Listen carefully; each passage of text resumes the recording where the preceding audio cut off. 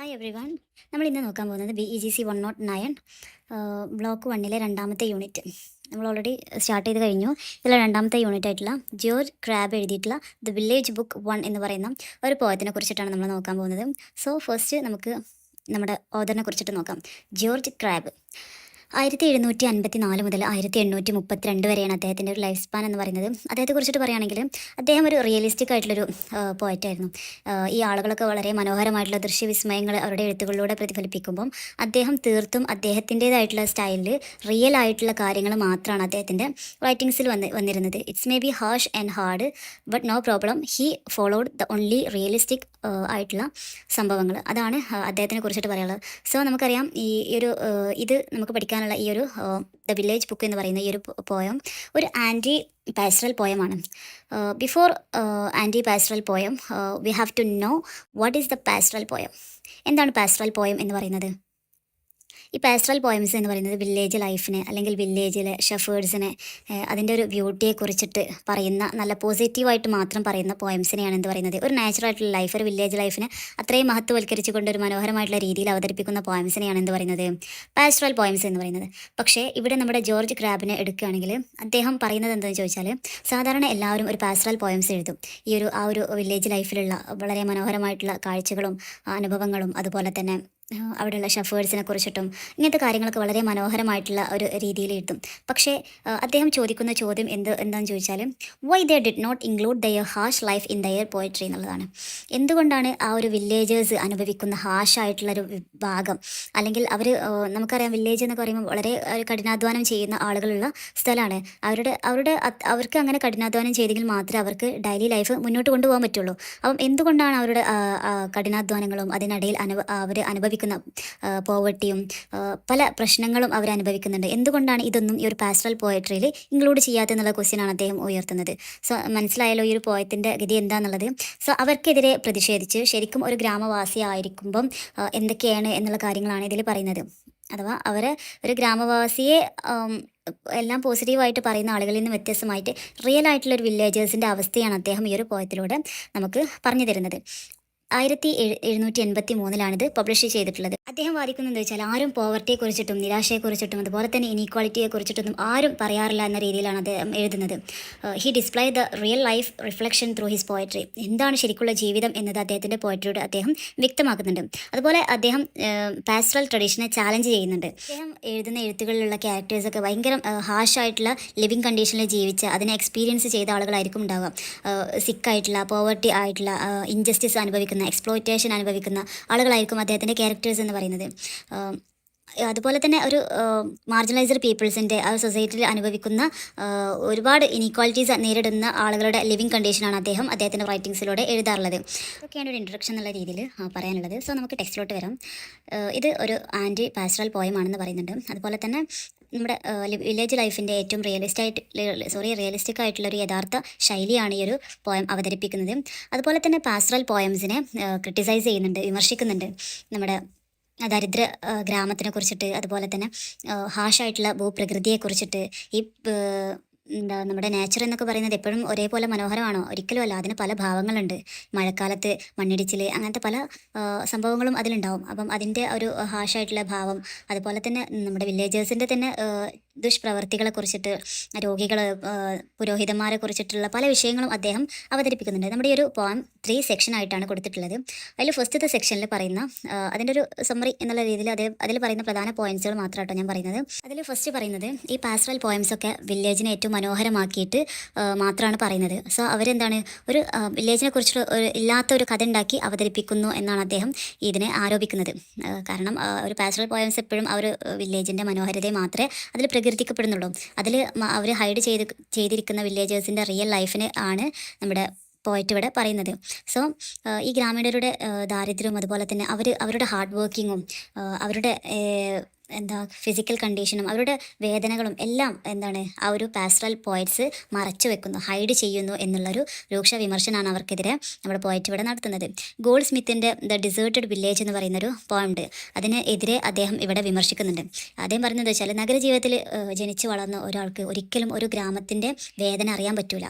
ഈ ഒരു കഠിനാധ്വാനത്തിലൂടെ മാത്രം ജീവിച്ച് പോരുന്ന അവർക്കെന്താണ് അവർക്കാണ് ശരിക്കും വേദന എന്താണെന്നും അവരുടെ ലൈഫിൽ അവരനുഭവിക്കുന്ന കാര്യങ്ങൾ എന്താണെന്നുള്ളത് അവർക്ക് മാത്രമേ അറിയുള്ളൂ. അല്ലാതെ ഒരു നഗര ജീവിതത്തിൽ ജനിച്ച് വളർന്ന വില്ലേജിനെ ഒരു ദൂര ദിക്കിൽ നിന്ന് നോക്കിയിട്ട് അതിന് അത്ര മനോഹരം എന്ന് പറയാൻ മാത്രമേ അവർക്ക് കഴിയുള്ളൂ. അതിനുള്ളിലുള്ള അനുഭവിക്കുന്ന ആളുകൾക്ക് മാത്രമേ അവർ വേദന മനസ്സിലാക്കാൻ പറ്റുള്ളൂ എന്നുള്ളതാണ് അദ്ദേഹം ആ ഒരു ഫസ്റ്റ് സെക്ഷനിലൂടെ പറയുന്നത് കേട്ടോ.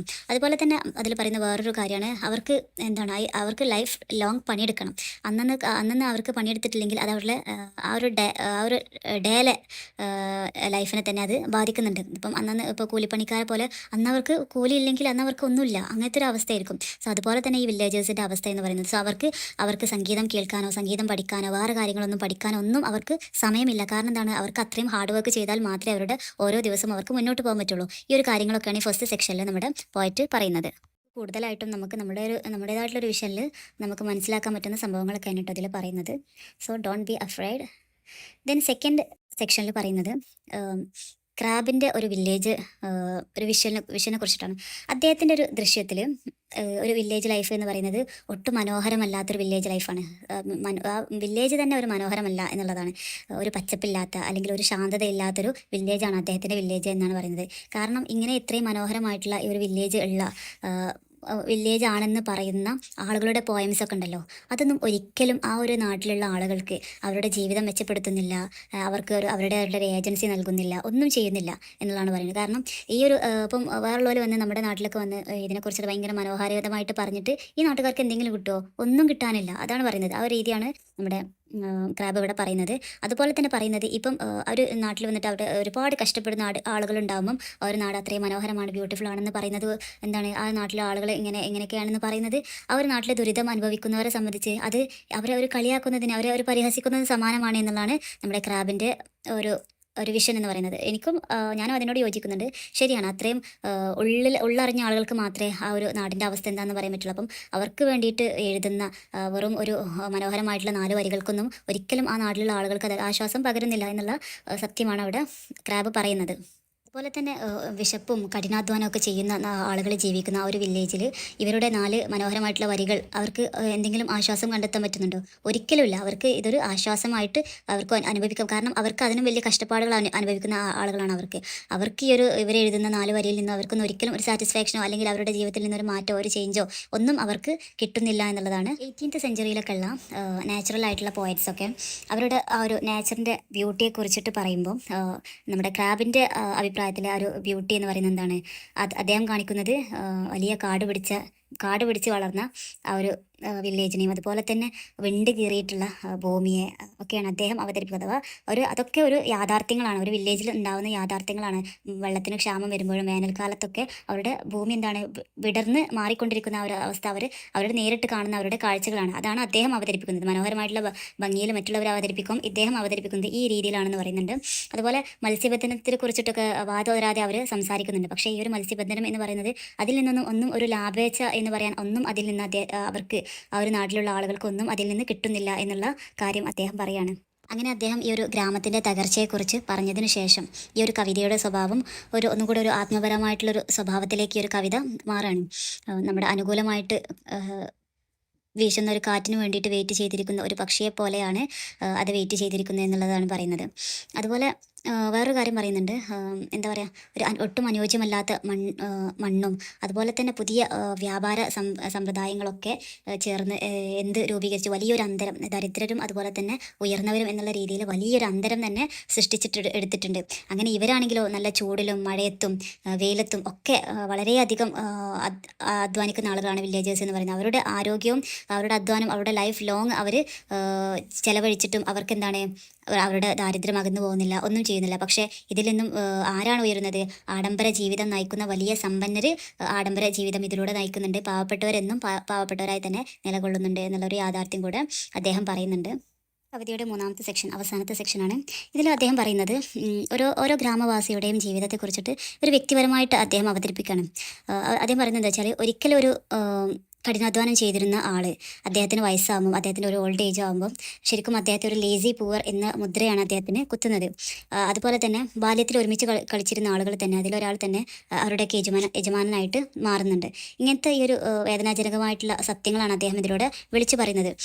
അതുപോലെ തന്നെ ആ ഒരു കാലഘട്ടത്തിൽ ഉണ്ടായിരിക്കാം ഈ ഒരു നഗരത്തിൽ നിന്ന് വ്യാജ ഡോക്ടർമാരൊക്കെ വന്നിട്ട് ഈ ഒരു വില്ലേജേഴ്സിനൊക്കെ ചൂഷണം ചെയ്യുന്ന അങ്ങനത്തെ ഒരു അവസ്ഥ ഇതിൽ പറയുന്നുണ്ട്. അതുപോലെ തന്നെ അദ്ദേഹം പറയുന്നത് മരണമാണ് ശരിക്കും ആ ഒരു സമത്വം നൽകുന്ന ഒരു ശക്തി എന്ന് അദ്ദേഹം പറയുന്നുണ്ട്. അതുപോലെ തന്നെ മരണം പെട്ടാലോ മരണത്തിൽ അങ്ങനെ ഒരു അവഗണനയും അവർക്ക് ലഭിക്കും. കാരണം ഒരു വില്ലേജ് ഒരു ഗ്രാമവാസി മരണപ്പെട്ടാൽ ഒരു പാരിഷ് പുരോഹിതൻ പോലും ആ ഒരു മരണച്ചടങ്ങിന് എത്തുന്നില്ല എന്നുള്ളൊക്കെ ഒരു ദുഃഖഭരിതമായിട്ടുള്ളൊരു കാര്യം പറഞ്ഞിട്ടാണ് ഈ ഒരു പോയം അവസാനിക്കുന്നത്.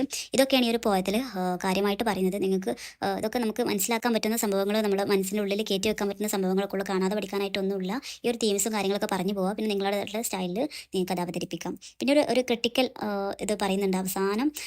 അതിൽ പറയുന്നത് ഗോൾഡ് സ്മിത്തിനെ കുറിച്ചിട്ട് നേരത്തെ പറഞ്ഞല്ലോ. അദ്ദേഹം ഈ ഒരു പാസ്റ്ററൽ പോയംസിലൊക്കെ വളരെ മനോഹരമായിട്ട് ഗ്രാമത്തെ ചിത്രീകരിക്കുമ്പം നമ്മുടെ ക്രാബ് എന്താണ് വളരെ റിയലിസ്റ്റിക് ആയിട്ടുള്ളൊരു യാഥാർത്ഥ്യം, ഒട്ടും ഹാപ്പി അല്ലാത്തൊരു യാഥാർത്ഥ്യമാണ് അദ്ദേഹം പറയുന്നത്. അതുപോലെ തന്നെ എന്താണ് ഇങ്ങനത്തെ മനോഹരമായിട്ടുള്ള പോയംസ് ഒന്നും എഴുതിയത് കൊണ്ട് ആ ഒരു നാട്ടിലുള്ള വില്ലേജേഴ്സിനൊന്നും ഒരു ഗുണം ലഭിക്കുന്നില്ല. നേരെ മറിച്ച് അവർക്ക് അവരുടെ ലൈഫിനെ കുറിച്ചിട്ട് പരിഹസിക്കുന്ന രീതിയിൽ അതായി മാറും എന്നുള്ളൊരു ക്രിറ്റിസിസം പലരും പറയുന്നതായിട്ടാണ് ഇതിൽ പറയുന്നത്. സോ ഇത്രയേ ഉള്ളൂ ഈ ഒരു യൂണിറ്റിനെ കുറിച്ചിട്ട്.